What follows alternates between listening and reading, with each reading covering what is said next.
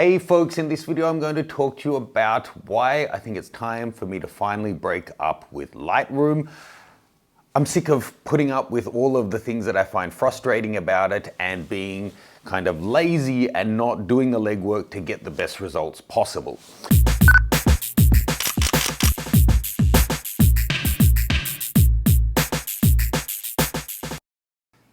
Hey folks, if you head on over to mattgranger.com and sign up to my mailing list, I'll send you a free copy of my guide to improving your portraiture.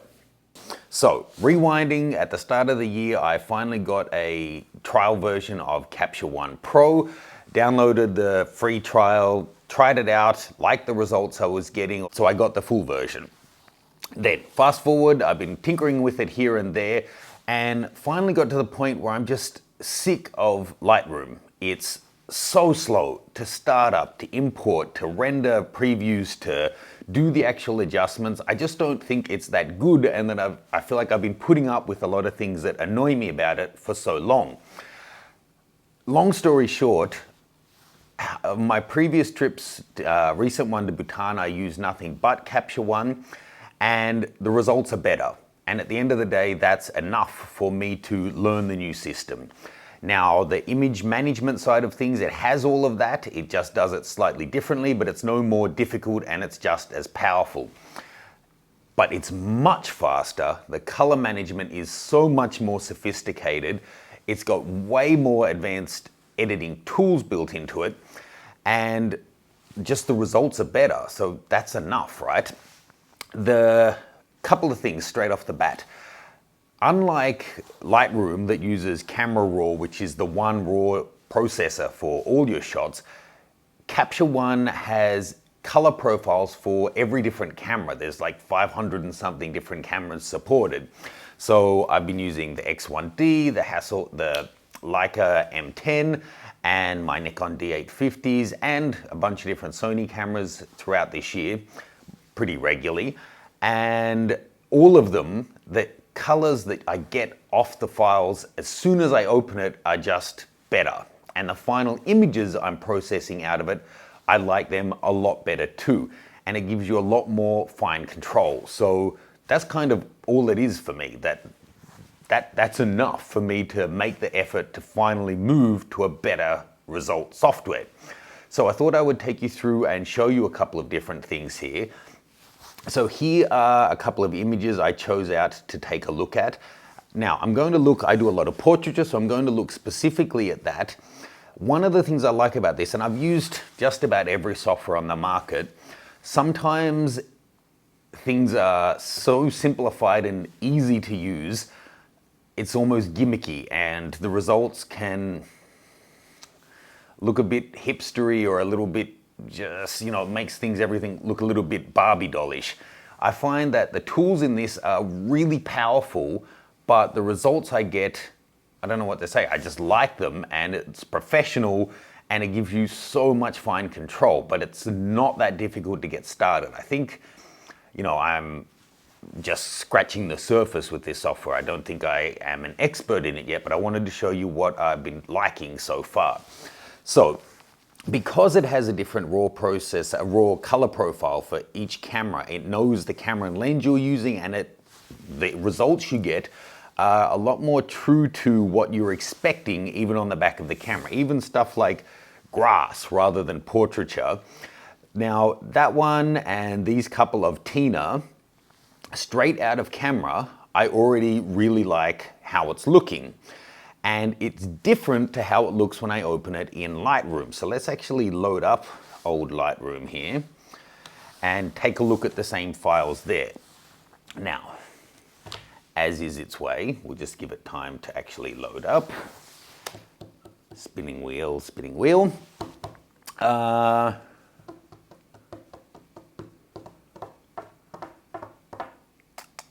It'll get there. Look, I have to admit, I've been kind of reluctant to try new software for so long because I have my workflow, right? And it's a common theme for me, I can see it. When I first started YouTube, I was using iMovie for the first 2 or 3 years because I just didn't want to learn a new software, even though when I did, I would kick myself because, of course, the professional software, you got better results and actually the workflow was better than the basic one. Same when I was looking to hire my first assistants, the process of having to find someone and hire someone and train someone put me off, and it probably took me over a year before I actually did it. Okay, we're ready to go. So let's import the same few images that I was using there. So let's just leave it where it is. Okay, so get those couple of files across. Again, I really don't know why it takes so long to do anything. I'm moving these from Thunderbolt 3 SSD drives onto an internal SSD, and an actual copy takes like 2 seconds, but the software just takes its own sweet time. Okay, so first of all, let's open up this same shot of the grass.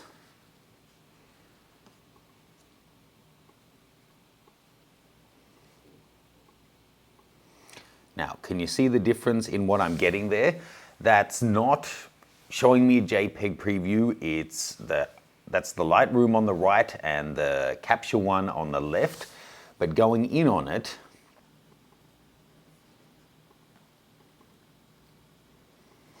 come on.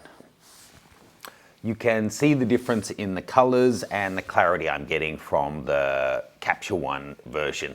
Now, don't take this as it does everything for you. It doesn't. I do think straight out of the camera, the files, as soon as you open them, even older files, have a lot more punch, and I really like the result of them. But it's not that Apple kind of look of just everything being over sharpened, over saturated.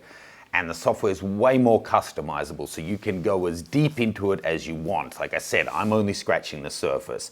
Now, if we jump back out and take a look at another one of these shots, so let's take a look at 1405, this one of Tina.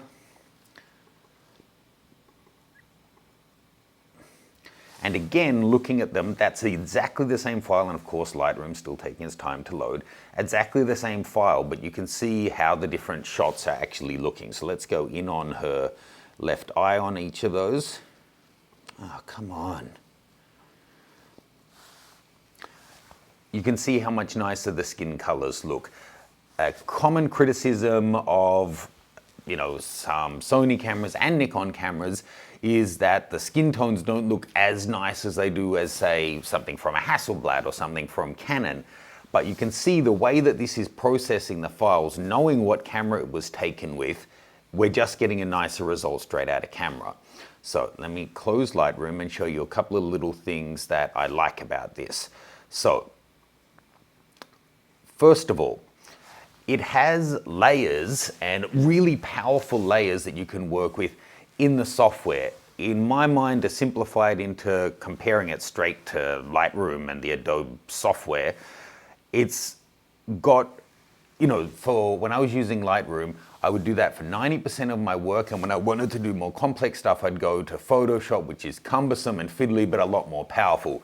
And I feel this gives me just about every single thing that I ever used in Photoshop in still the easier way to use it, but I get even better results. So it's kind of like Lightroom and Photoshop all in one. And masking, if you're going to have layers, the whole power of them comes with how good the masking tools are. So let's just get this window straight across. Let's take a look. So I'm going to make a new layer here. Now, one thing I really like about this is what I'm able to do with skin tones. As a portrait photographer, that's one of the most powerful tools for me. So I'm going to do this really quick. It is kind of a quick and nasty job, but let me just show you. So creating a new layer, I'm going to hit B for brush, and up top I can choose my size and all of that kind of thing. That's fine, hard flow, yep. Okay. Now, if I paint this in, I've got it just on the red default. If I hit M, it'll show me where my mask is. So I'm doing this super quick and nasty. I realize that. I'm going to just go around basically getting her skin tones. And I realize this is rushed, but you don't want to watch me take 3 times longer to do what's basically just a mask job. So this is just using the trackpad. If I was serious about this, I'd use a stylus or an external mouse, but let's just get this nice and quick. Okay, come on. Let's get all of that. Go in and here as well.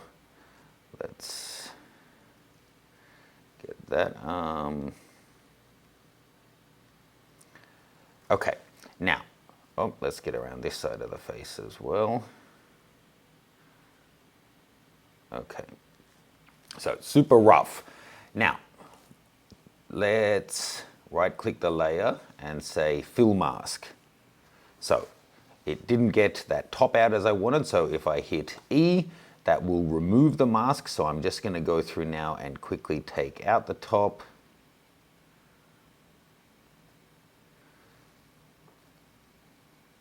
Now this would be a lot easier if I actually went and zoomed in.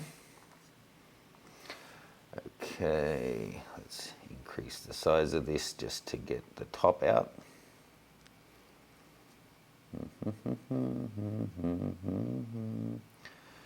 Now, trust me, this is quick and nasty, I know, but I'm not doing something really like hitting a... This is quick and nasty, but for the simple thing that I want to show you here, this is going to work just fine. Now I'm going to take it off her mouth and off the eyes. Okay, let's go out. Really super rough, okay? Now, turn the mask off so we're not actually looking at that. Now, if I go to skin tone here under the color management panel and choose my eyedropper, essentially I'm choosing an area of skin tone and I'm saying that's the colors that I want it to affect. So if I want it to be a bit broader, I want it to catch all of her skin, I can broaden this out, extend the range a little bit. Now, as I go through this, let's say if I just put the saturation up so you can see what we're doing here, you can see what that's doing. It's really oomping the saturation and it's not getting the eyes or the teeth because we left that out. So if I want to increase the saturation a little and the hue, I can make it cooler or warmer. Now, if anything, I'm going to bring it up a little. Then lightness, if I want to have her pop off that background even more, we can bring that up just a little. Now, the uniformity is where the power is on this. This is where the money comes in. So now, Tina's a professional makeup artist, so she usually blends really well. But we can see that there's a difference in skin tone between her décolletage and her face and her arms because most of the makeup is on the face and neck, right? But if we want to balance all of that out, or if someone just had really over the top blush on their cheeks, or in any case, you just want to even out skin tones, someone might have blotchy complexion or that kind of thing, the uniformity is off the hook. So let's go through here and I'm telling it to blend out the hue and try to match the saturation across the skin. How much do I want to do that? And then again, the uniformity of lightness. Okay, so let me show you where we were and where we are now. That was before. It's not a lot, right? It doesn't look over the top. It doesn't look unnatural. It doesn't look like I'm not leaving halos everywhere. I'm not turning her into a Barbie doll, but it just gets rid of some of the patchiness and the inconsistencies and the, some areas being more saturated, some areas being, some little red dots in her skin, that kind of thing. And it gives a really nice contrast. And there that I've shot her against the green background, having her brighter and warmer really helps to separate her out from that. Now, having said that, I might drop the saturation a little bit back. And now if we go in and look before and after, yeah, I think that's a nice natural result. And for something that was essentially, a 30-second mask, and that's a single layer we've done there, not too bad, right? So I've got a lot to learn on this still, but I find that the results aren't gimmicky, that using it feels kind of robust and that I'm really getting a great result from it. And the styles it comes with, they call it styles and presets, some of them give a really cool effect and again, don't feel super gimmicky. So a couple here looking at the color effects. There's some cinematic ones that I have downloaded as well, but even the skin tone ones, looking at the Golden 5, this one's called, it comes with the software. So that's with nothing, and that's with the single preset. Now it kind of gives a nice skin tone and a cinematic feel to the background. And I have gotten a bunch of different downloaded ones as well. Taking a look at some of the cinematic ones, of course it's going to depend on the look you're going for, but I think it can give a pretty cool effect. Oh, and one thing that is actually kind of the fundamental thing of this software is tethering. If you're going to tether it all, this is a million times better than Lightroom. It's like the gold standard for professional use if you're going to be tethering your camera and shooting in a studio location, that kind of thing. This software is actually made by Phase One, the camera company, and it started off being just a tethering tool, and then over time they've built it out like this. So if you're going to do tethering, it's kind of the go-to software. I always found Lightroom so buggy. I pretty much gave up on tethering in my workshops because using Lightroom in a teaching situation, it would just take so many times to connect and disconnect and reconnect to actually get the files, and it was super slow. So if you're going to be doing tethering, this is the one you're going to want. If you want to see a demo on that, or if you want to see some more as I learn the software, different techniques and things that I'm finding useful or frustrating about it, let me know. If you've made the move from Lightroom to Capture One, or if you're thinking about Capture One, let me know if you have any questions on it as well. There's links below that you can check out the trial or buy a copy and save 10% on it as well. Let me know any questions you have. Sorry that was a little bit rambling. As I said, I'm just kind of learning it myself as I go. Cheers, guys.